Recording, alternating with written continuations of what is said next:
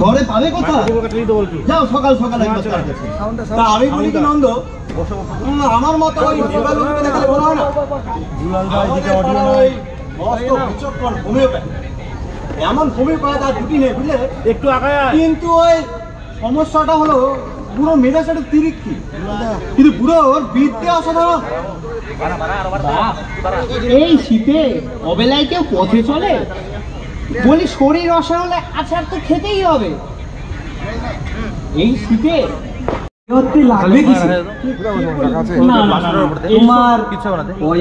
অভাব কি বাবা? ফুর্তি করতেছে গো, এসব বলো না আর ভালো লাগছে না।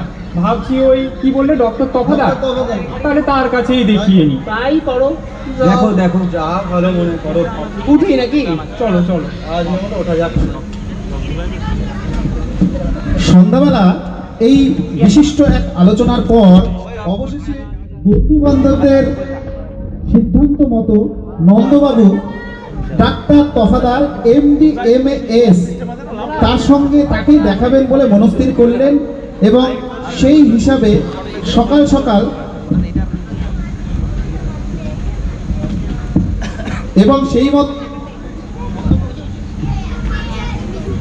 সেখানে সকাল সকাল সেজেগুজে হাজির হয়ে গেলেন। দেখা যাক নন্দবাবুর সঙ্গে কি ঘটে। মাইকটার কাছে সরে যাচ্ছ কেন?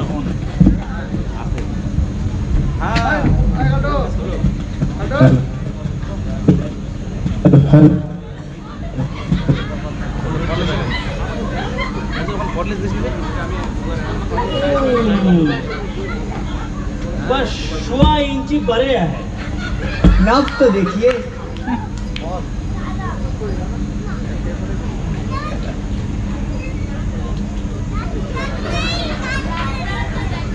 बहुत मजे से चल रहा है, जबान तो देखिए।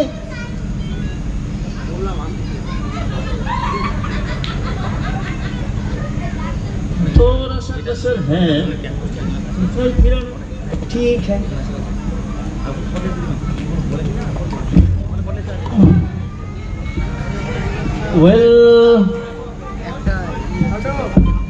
আগে বড় বিপদে পড়ে আপনার কাছে এসেছি। ওই কাল সকালবেলা হাঁটতে গিয়ে কম্পাউন্ড ফ্র্যাকচার নাকি? হাড় ভেঙেছে?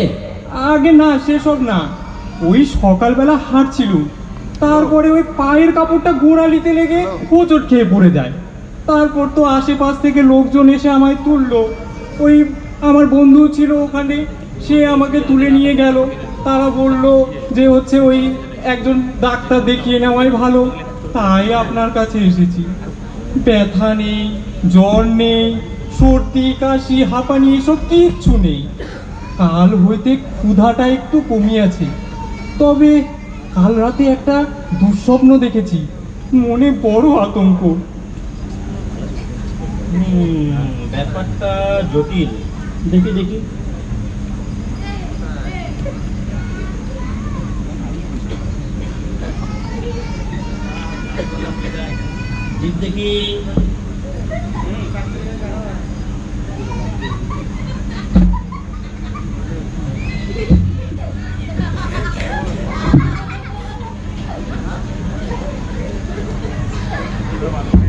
আপনি এখন জিপটা ভিতরে ঢুকিয়ে নিতে পারেন। এই যে বড়ি লিখে দিচ্ছি, দিনে 3 বেলা খাবেন, ঠিক আছে? তা কিরকম বুঝলেন? Very bad. কি হয়েছে? আর দিন কত ওয়াচ না করলে ঠিক বলা যাচ্ছে না, তবে আন্দাজ করছি cerebral tumour with struggling ganglia. ফাইল করে মাথার খুলিটা এই জায়গাটাতে ফুটো করে ভিতরে অস্ত্রোপচার করতে হবে। তারপরে একটা ব্লেড নিয়ে ঘাড়টা চিরে ঘাড়ের জট ছাড়াতে হবে। বাঁচবো তো? দমে যাবেন না, তাহলে পারবো না। 7 দিন পর আবার আসবেন, মাই ফ্রেন্ড মেজর গোসাইয়ের সাথে একটা কনসাল্টের ব্যবস্থা করা যাবে, ঠিক আছে? আর ভাত ডাল খুব একটা খাবেন না, chicken soup, Verna soup, egg flip এই সমস্ত বিকালে খুব খাবেন। প্রচুর ঠান্ডা জল খাবেন, ঠিক আছে? 38 টাকা। Thank you very much. আসলাম।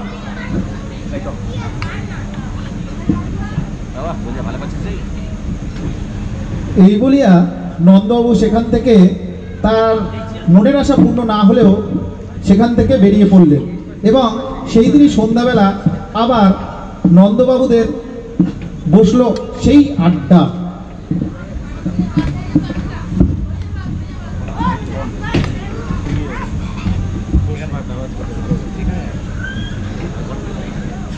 আরে আমি তখনই বারণ করেছিলুম ওর কাছে যেও না, বেটা মেরোর পেটে হাত বুলিয়ে খায়। এসেছে কুলির উপর তুরপুন চালাবে। বন্ধু আমি বলি কি, আমাদের পাড়ার সেই কি জানো নামটা, হ্যাঁ তারিণী কবিরাজকে একবার দেখালেই তো পারো। না না, ওসব বাজে চিকিৎসা কেন? আমার কথা তো- কি যদি নন্দর মাথার ভেতর হলুদ পাল হয়ে গিয়ে থাকে তবে হাতুড়ি বুদ্ধির কাম্য নয়, তাও ঠিক। হোমিওপ্যাথি ভালো। আমার কথা তো শুনবে না বাবা, ডাক্তারি তোমার ধাতে সয় না, তো একটু কবিরেজি করতে শেখো। আবার কবিরাজ দারোয়ানজি দিব্যি 1 লোটা বানিয়েছে, বলো দেখো আনি। না না না না না, ওই সব ভাবছি না। ওই তুমি কি বললে? হ্যাঁ হ্যাঁ, ওই হোমিওপ্যাথটাই দেখাই। কি বলো? যাও যাও করো করো, যাও। কাল যাই, ভালো লাগছে না আর। চলো চলো। এই বলিয়া নন্দবাবুদের আড্ডা সেখানেই সমাপ্ত হইল এবং নন্দবাবু আবার পরদিন সেই হোমিওপ্যাথিক ডাক্তার নেপাল চন্দ্র রায়কে দেখানোর উদ্দেশ্যে সকাল সকাল সাজিয়া গুজিয়া নেপালবাবুর চেম্বারে গিয়ে হাজির হলেন।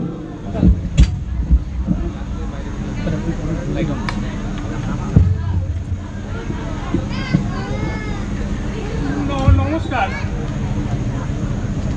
বসবার জায়গা আছে?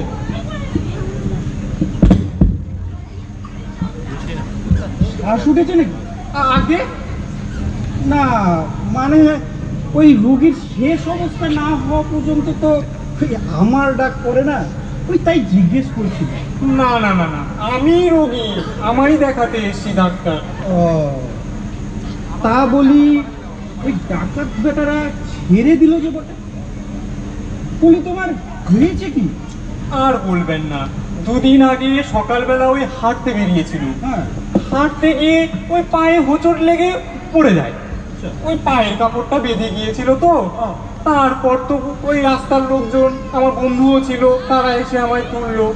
বন্ধুরা বলল যে ওই একজন বিচক্ষণ ডাক্তার দেখিয়ে নেওয়াই ভালো, তাই ওই ডক্টর তফাদারের কাছে গিয়েছি।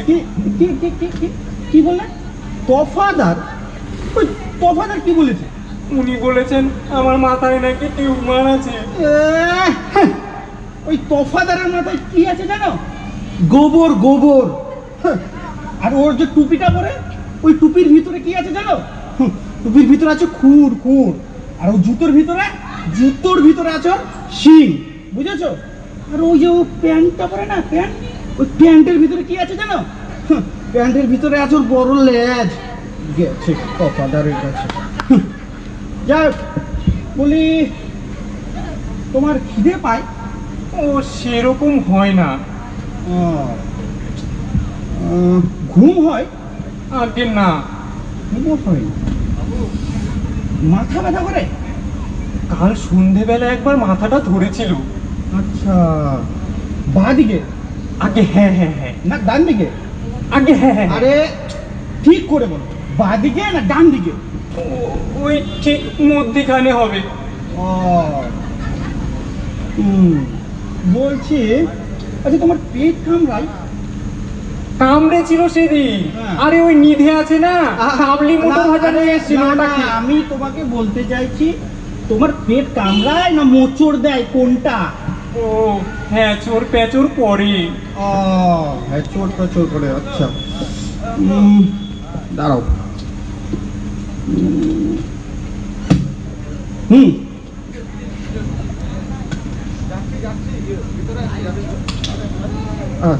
এই এই এই ওষুধটা নাও, এইটা খাবে, বুঝলে?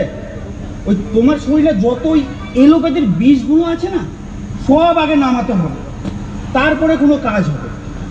যখন আমার বয়স 5 বছর ছিল, তখন ওই খুনে বেটারা আমাকে 2 ক্যান কুইনে এনে দিয়েছিল।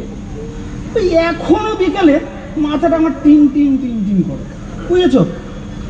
তা ঠিক আছে, তুমি 7 দিন পর আবার এসো, তা ওই তখন তোমার আমরা আসল চিকিৎসাটা আমি করবো, ঠিক আছে?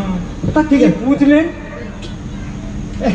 তা জেনে কি তোমার আরো 4-5টা হাত বেরোবে নাকি?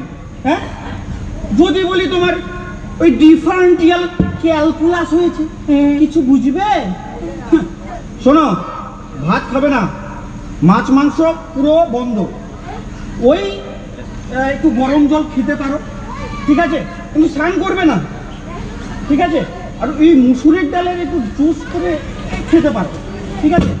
কিন্তু সব থেকে বড় কথা হচ্ছে যেটা, সেটা হচ্ছে তামাক খাবে না। ওই তামাক খেলে আবার ওই তোমার ওষুধের যে গুণাগুণগুলো আছে সেগুলো আবার নষ্ট হয়ে যায়, বুঝেছো? ওটা একটু লক্ষ্য রাখবে। কি ভাবছো? যে তুমি ভাবছো যে এই তামাকের গন্ধে আমার এই ওষুধ সব নষ্ট হয়ে গেছে? ভুল কথা। আমার এই তামাকে সালফার 30 মেশানো আছে, বুঝেছ? এই সালফার 30 জন্য এইসব কিচ্ছু হয় না। আচ্ছা, তা আমার কি ফিসটা বলে দিতে হবে? সামনে তো লেখাই আছে 32 টাকা, আর ওই ওষুধের 4 টাকা ওটা দিয়ে যেও। এই নি, ঠিক আছে? আর ভালো করে যেগুলো বললাম ওগুলো মনে রাখবে, ঠিক আছে? এখন তুমি আসতে পারো। হ্যাঁ,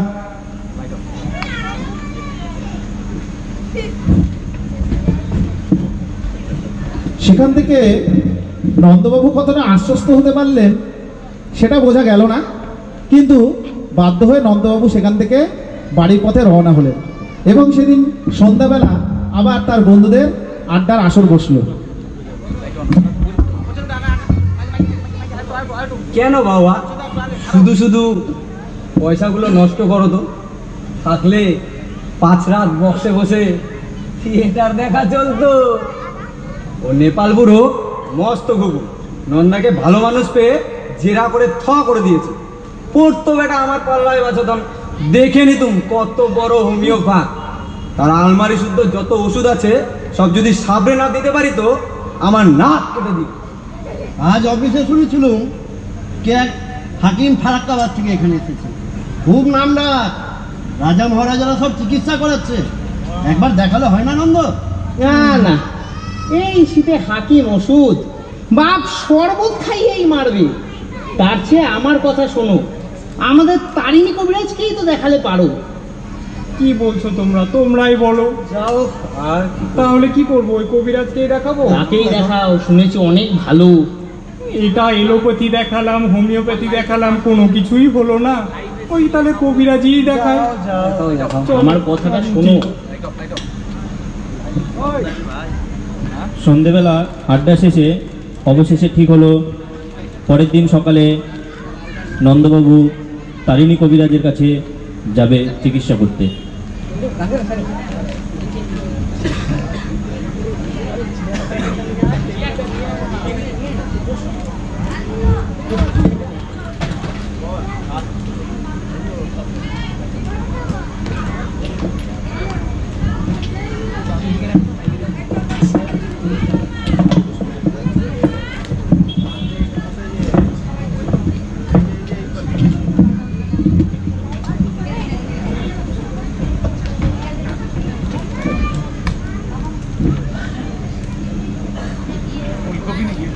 নমস্কার। তা বাবুর কন্তে আসা হচ্ছে? আমি শ্রী নন্দদুলাল মিত্র, আমি ওই জাহাজ সাহাপাড়া থেকে এসেছি। ও, তা বাবুর বেড়ানটা কি?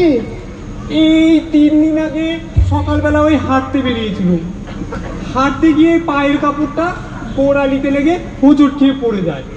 তারপর তো ওই বন্ধু বান্ধবরা আমায় তুলে নিয়ে ওই আমাদের আলোচনায় হলো যে আমাকে নাকি ডাক্তার দেখাতে হবে। তো ডাক্তার দেখালাম, ওই ডাক্তার তফাদারকে। উনি নাকি বললেন আমার মাথার খুলিতে কি সব কি হয়েছে। হ্যাঁ, মাথার খুলি ছেঁদা করে দিয়েছে নাকি? আগে না না না, ওই নেপাল বাবু বললেন তো পাথুরি, তাই আর অস্তর করাইনি।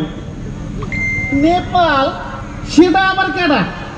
চেনেন না, চোর বাগানের নেপাল চন্দ্র রায়, মস্ত হোমিওপ্যাথ, MBFTS। ও নেপলা, সেইটা কম, কিন্তু সেইটা আবার ডাক্তার হলো কবে?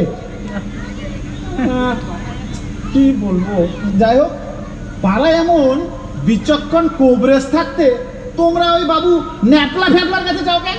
আরে যেতে চাইনি, বন্ধুরা বললে তাই একবার দেখিয়ে আসবো। আচ্ছা, জন্তি বাবুরে চেনো? ইটাহার পাইকপাড়ার উকিল জন্তি বাবু? চিনি না। শোনো, তার একবার যার জামাইবাবুর হলো একবার উরুস্তম্ভ, সিভিল সার্জন আসলো, আইসে তার তো পা কাটা গেল। বেটা 3 দিন অচৈতন্য ছিল, 3 দিন পরে বেটার ঘুম ভাঙলো। তারপর ঘুম ভাঙে গেল, আমার পা কই, আমার পা কই, আমার পা কই। অমনি ডাক পড়লো তারই নিশানের, দিলাম একদলা চবনপ্রাশ ঠুকে। তারপরে কি হলো কও দেখি? কি হলো? আবার পা গজালো বুঝি? কোথায় যায়? কোন সব কবরেজের পাল্লাই পড়লাম রে বাবা। কোথায় থেকে এই তো এসেছেন। তা কোথায় ছিলাম যেন আমি? দেখি নারীটা দেখি।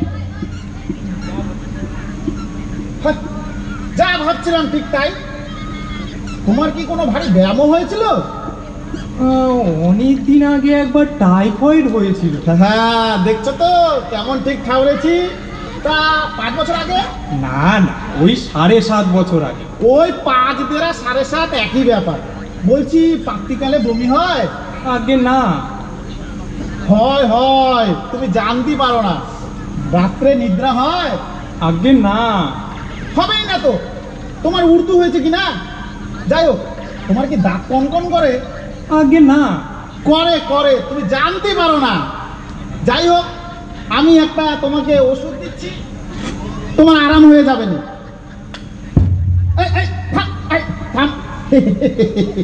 ওষুধগুলো আমার জ্যান্ত, আমার কথায় সাড়া দেয়, নাড়াচাড়া করে। যাই হোক, এই ওষুধগুলো তুমি নাও, প্রত্যহ নিয়ম করিয়া 1 বেলা করে খাইবা, ঠিক আছে? আর 3 দিন পরে আবার আইবা, মনে থাকবে? বুঝেছি। ছাই বুঝেছো, অনুমান দিতে হবে না। তুমি ট্যাবা ট্যাবা লেবুর রস মধু দিয়ে আমারই খাবা, ভাত একদম খাবা না, ওল সিদ্ধ কচু সিদ্ধ এইসব খাবা, বুঝেছো? আর মাগুর মাছের ঝোল হালকা চিনি দিয়া রাধিয়া খাইতে পারো, ঠিক আছে? আর তোমার কিছু লাগবে না। তা ওই ব্যায়ামটা কি আন্দাজ করলেন? তোমার হয়েছে উর্দু, যারে উর্দু শেষমাও কইতে পারো। যাই হোক, তুমি যাও, কোনো ব্যাপার না। তুমি বিশ্বের 1 নম্বর কবিরাজ, তারিণী কবিরাজের কাছে আসছো, তুমি বাড়ি যেতে যেতেই ভালো হয়ে যাবে। এটা দাও, এটা দাও, যাও। কি দুঃখ মানুষের জীবনে, বাবা যায়।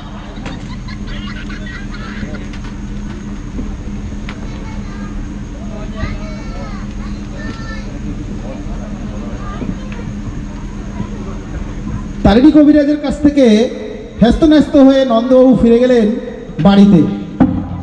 সেই দিন সন্ধ্যাবেলা আবার বসলো একটি আড্ডা।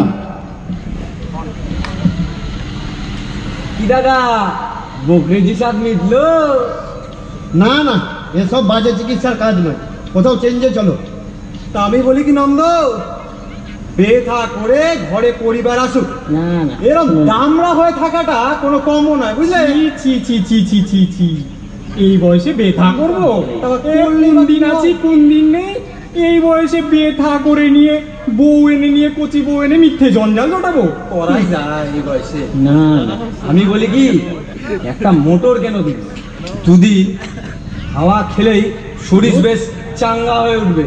7 সিটার হটশট সেটের কোলে আমরাও তো 5 জন আছি। না না, তা যদি বললে তবে আমার মতে পরিবারও যা, মোটর কারও তা।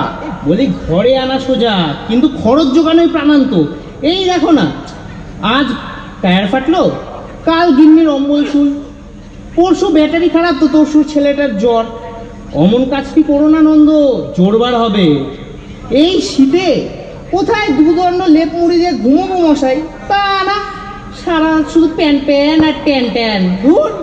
ষষ্ঠী করে যেরকম হিসেবিল একটা মোটা সোটা রেওলা ভাল্লুকের মতো মেয়ে বিয়ে করলে ভালো করতেন, লেপ কম্বলের খরচ বেঁচে যেত। যাহা বাহান্ন তাহাই তিপ্পান্ন। কাল সকালে নন্দ একবার হাকিম সাহেবের কাছে যাও, তারপর যা হয় করা যাবে। কি আর করব, সবাইকে তো দেখালাম, ওই শেষ হাকিমই তো পড়ে থাকে, তাকেও দেখি। তাই করো। গুপি বাবুরই কথা শোনো। ঠিক তাহলে চলো আজ উঠি। চলো।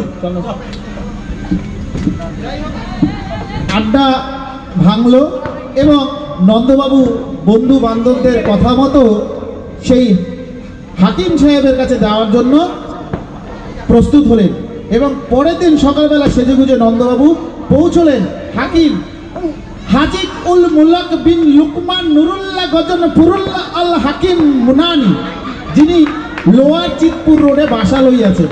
এবং নন্দবাবু সেই তেতলার ঘরে গিয়ে হাজির এবং হাজির হতেই সেখানে দেখতে পেলেন তার হাজি সাহেব সামনে বসে আছেন।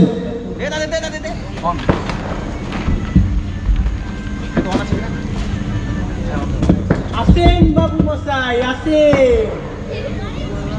আমি হাকিম সাহেবের নির্মুন্সি। বলেন বলেন, কি বিমারি বলেন, আমি লিখে হুজুরকে ইত্তেলা ভিজিয়ে দেবো। বেমারি কি সেটাই তো জানতে আসা বাবু। तब भी कुछ तो बोले ना, तपती बुखार बवासी रातंदी कुछ। এসব তো কিছুই বুঝলাম না, ওই আর কি প্রাণটা ধরপড় করছে। हाँ सही बोले, दिल तड़पना। मोहरे रचे মোহর किन सब चांदी छोड़ना, नजराना दो मोहर। यहाँ तक कि हम ही दिच्छी 40 টাকা, बट्टा 2 টাকা, रुमाल 2 টাকা। এবার দরবারে যে হুজুরকে বন্দে কি জনাব বলবে। কি বলবো? अरे बंदे की जनाब बोलबे, याद থাকবে তো। আর के बाद तुम्हारे को मोहरे के सामने धरबे। हाँ আসুন, हमारे साथ আসুন।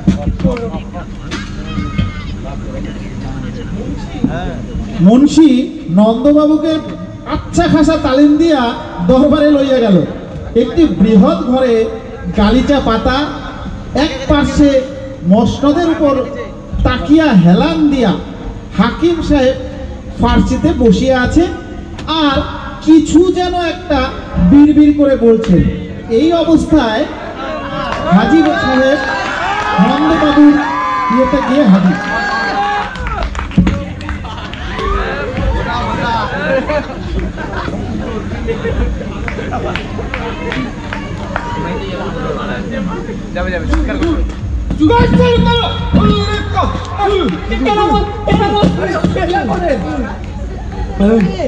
बंगाली में बात कीजिए, हम ही आছি, আমি হুজুরকে समझे দেবো।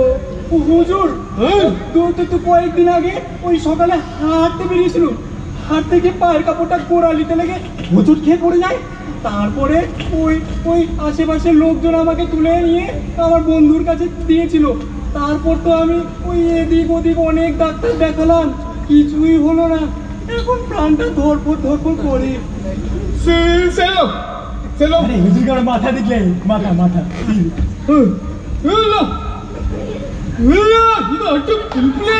अरे हुजूर माथा हारे एकदम पिघले গেছে, मतलब লড়া হয়ে গেছে।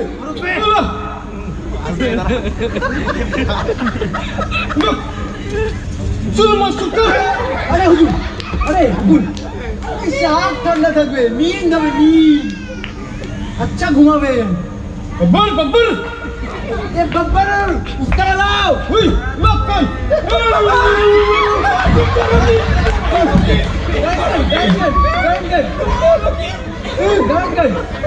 अरे वो बब्बर सिंह का माथर की बहुत कीमत, माथर हर सकत হবে।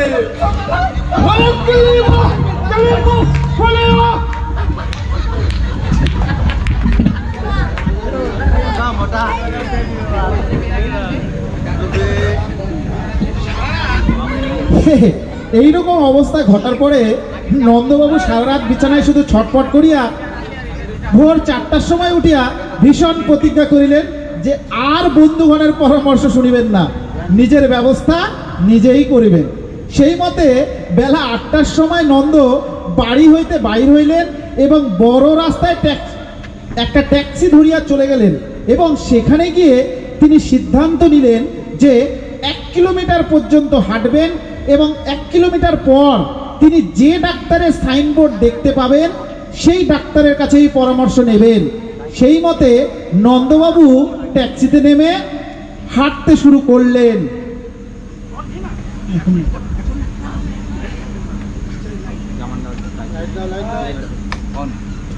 আর না, অনেক ডাক্তার দেখিয়েছি, অনেক কবিরাজ দেখিয়েছি, আর কারোর উপর ভরসা করবো না। এবার আমি ওই 1 কিলোমিটার হাঁটবো।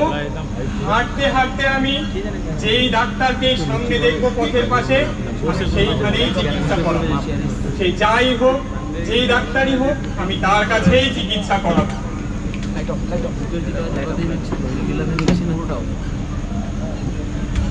নন্দবাবু পথ চলতে চলতে গিয়ে দেখতে পেলেন একটি সাইনবোর্ড। সেখানে লেখা রয়েছে ডাক্তার মিস বি মল্লিক। মনে হয় নন্দবাবু মিস কথাটা খুব একটা ভালোভাবে নজর করেননি। তিনি হুট করে গিয়ে মিস স্ত্রী চিকিৎসক মিসেস বি মল্লিকের কাছে গিয়ে হাজির হন।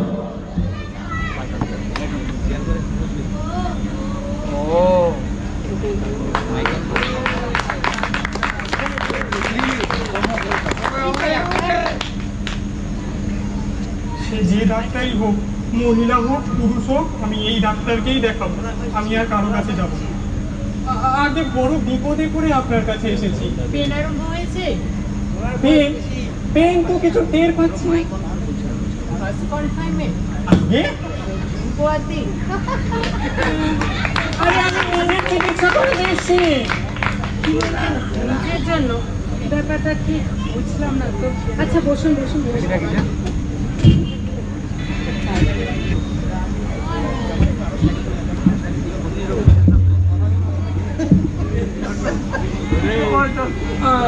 আর বলবেন না, কতদিন ধরে আমি এই পায়ের জন্য ভুগছি। সেদিন পড়ে গিয়েছিলাম রাস্তা দিয়ে হাঁটতে হাঁটতে। তারপরে তো ওই বন্ধু বান্ধবরা বললো এই ডাক্তার ওই ডাক্তার, অনেক ডাক্তার দেখাতে, কোনোতেই কিছু হচ্ছে না। তা আপনার নামটা জিজ্ঞাসা করতে পারি?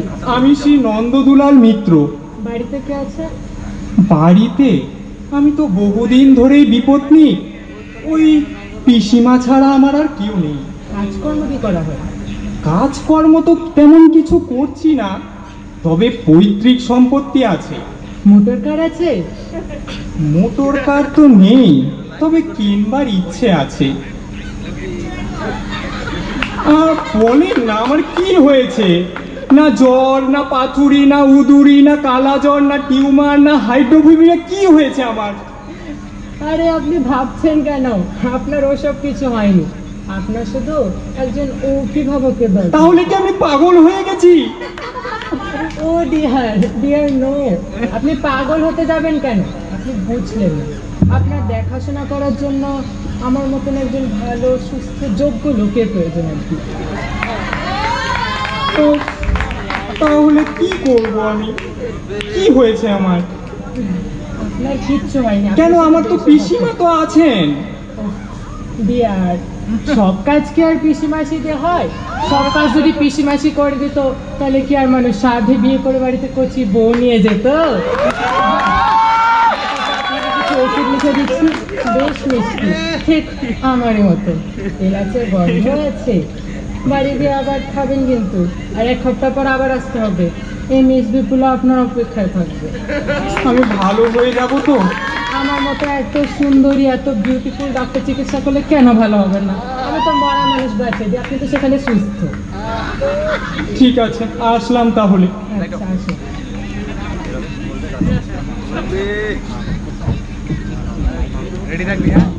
7 দিন পর নন্দবাবু আবার গেলেন মিস বিপুলার কাছে চিকিৎসা করাতে।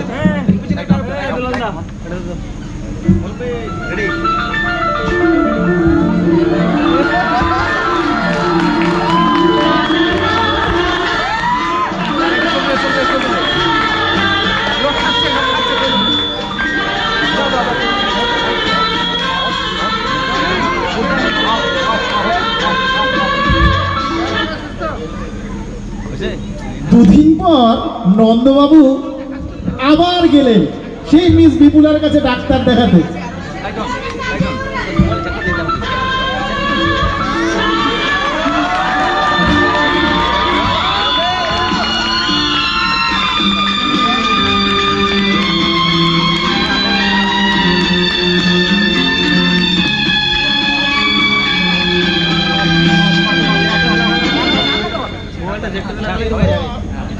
এরপর নন্দবাবু মোটামুটি রোজই ডাক্তার দেখাতে লাগলেন।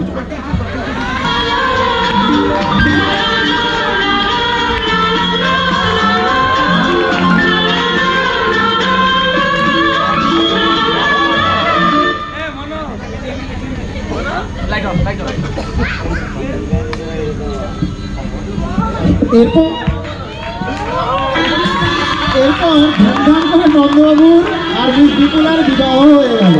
বন্ধু বান্ধব খুব সুন্দর করে ভোজ খেলেন আর নন্দবাবুদের জীবন বেশ সুখী হলো।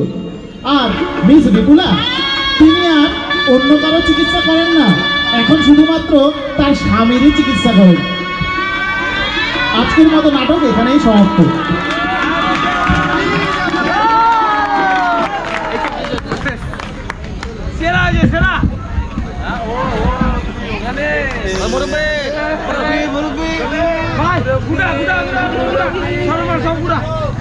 সকলকে আমাদের অনেক ভুল ত্রুটি থাকতে পারে, সেটা আপনারা আমাদেরকে ক্ষমা করে দেবেন এবং আমরা খুব কষ্ট এবং পরিশ্রম করে আপনাদের সামনে এই নাটকটি পরিবেশিত করেছি। সবাইকে থাকার জন্য অসংখ্য ধন্যবাদ। আমাদের হাকিম সাহেব অভিজিৎ দাস, আমাদের হাজি সাহেব ও শুভ্রজিৎ বল, আমাদের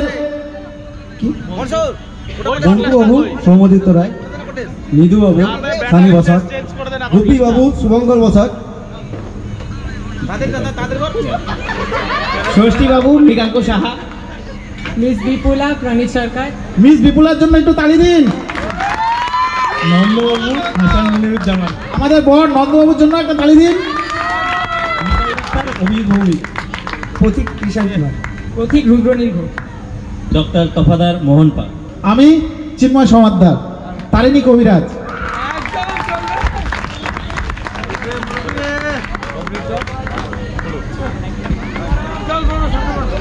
আজকের মতো সকলকে শুভরাত্রি। আবার আগামীকাল আমরা আরো নানা রকম অনুষ্ঠান নিয়ে আমরা হাজির হব।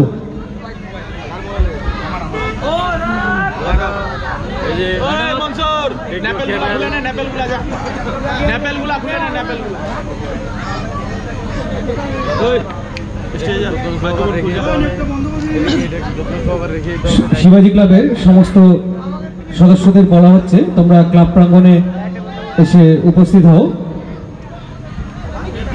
আজ সারাদিন ব্যাপী যে সমস্ত প্রোগ্রামগুলি হয়েছে তার